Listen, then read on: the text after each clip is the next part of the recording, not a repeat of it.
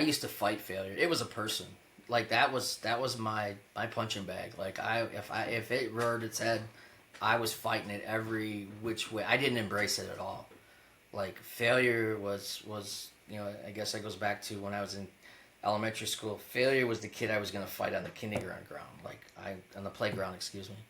I was gonna fight that, and I was gonna fight it with all my might. And then, you know, okay, in the process of learning how to fight failure, you realize you don't fight it, you embrace it. It helps you become better. But it took me a very long time to learn that piece. And I know had I learned that in college with some of the sport stuff, I would have had a whole different perspective on where I was at. Right, I burnt myself out. I'm focused on fighting failure and trying to beat failure instead of embracing failure and trying to learn from failure.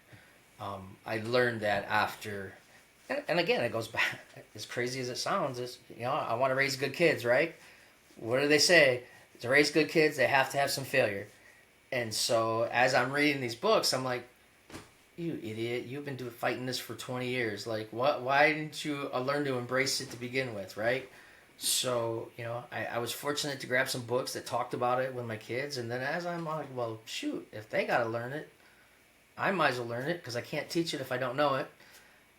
So, raising kids was really a spark in self-reflection about becoming better with who I am and accepting that I won't be perfect, right? Because that's what you're taught to do is you're going to be perfect. You're going to go to college. You're going to do all these great things.